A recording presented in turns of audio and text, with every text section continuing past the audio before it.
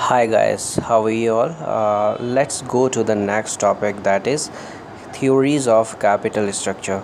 Till now, we had done all the basic structures that we have to follow in our capital structure decisions.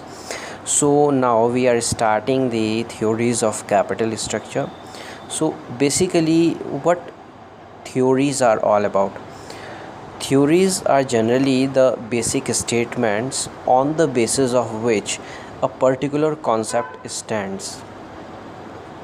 एक example लेता हूँ मैं यहाँ पे. For example, I have to start a business, then obviously I need a capital. So which type of capital is needed, how much capital is needed, and if I am mixing my capital from one source to second source and from to third source, how much must be the composition. So this particular thing has been eased with the help of these theories. So from now we will going to discuss some theories that is mentioned here: net income approach, net operating income approach, traditional theory of capital structure, approach, that is Modigliani Miller approach. So in short form we used to say Modi Miller approach, and last one there, that is trade-off theory. So all these we will going to cover one by one in all the further lectures now. As we can see further, there is a relevance impact and irrelevance impact. Generally, relevance impact means the impact of capital structure on value of firm and cost of capital. So relevance impact says that there is an impact on value of firm and cost of capital, but irrelevance impact says there is no impact on value of firm and cost of capital. So these two theories are actually these two processes are given in the same ways, but as it was mentioned here, that is traditional theory of capital structure. So why traditional theory of capital structure is mentioned in between the relevance impact and irrelevance impact? There is a logic behind it. What it says that traditional theory of capital structure is the combination of both relevant impact and irrelevant impact. So without any delay, let's go to the first approach, that is net income approach. Now the first approach, that is net income approach, as it was mentioned, it is discovered by David Durant. So this approach was given by David Durant, and this is the relevance theory of capital structure.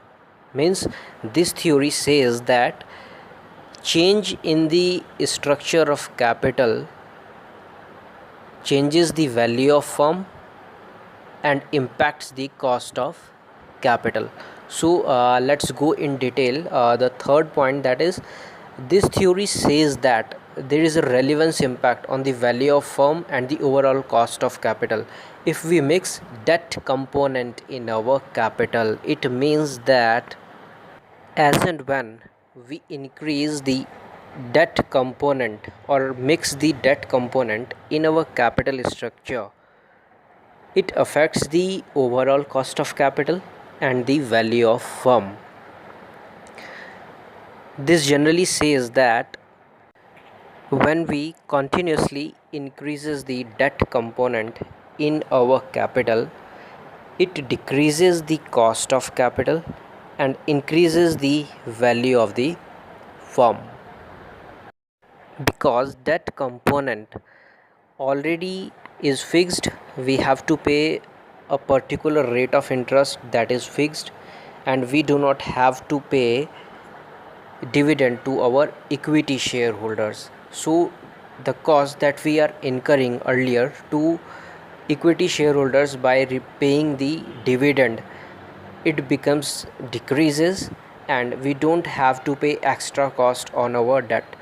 So it ultimately says that the last line that was mentioned here, the greater debt capital employed, lower shall be the overall cost of capital and more shall be the value of the firm.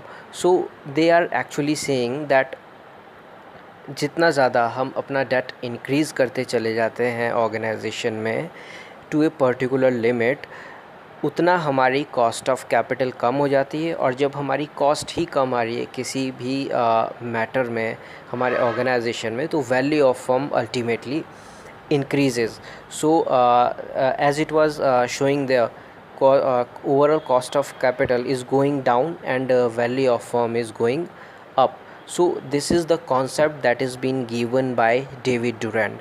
So when net income approach comes, so this is the actual criteria. So let's go to the assumptions of the net income approach. So there are two assumptions given. The first assumption, that is, cost of equity is always greater than cost of debt. It means that whatever cost of equity we are incurring, that is higher, and cost of debt, it means we had taken capital from bank loan and from debentures, it will cost less. Next, go to second assumption. So let's go to the second assumption. Second assumption says that there is no corporate tax. How can it be happen? Because there are some organization where they don't pay taxes, it doesn't happen, but in reality it doesn't exist. So this is just an assumption that we have to make. Let's go to the last assumption of this theory, that is, risk perception of investor is not affected by use of debt. Generally what this assumption is saying, investors risk perception change नहीं होता है चाहे हम date को कितना भी बढ़ा लें. It means that either we are having equity investors और प्रेफरेंस इन्वेस्टर्स, उनके रिस्क पे कोई भी फ़र्क नहीं पड़ता है चाहे वो डेट को अपने लेवल से ज़्यादा क्या कर लें, इंक्रीज़ कर लें. So means the risk perception will be the same. So investors will again continue to invest in equity and preference, and in the same manner the cost of capital will be low and value of firm will be high. So all these three are the assumptions of this theory, and from next video we will move to the net operating income approach, that is the second theory of relevance impact.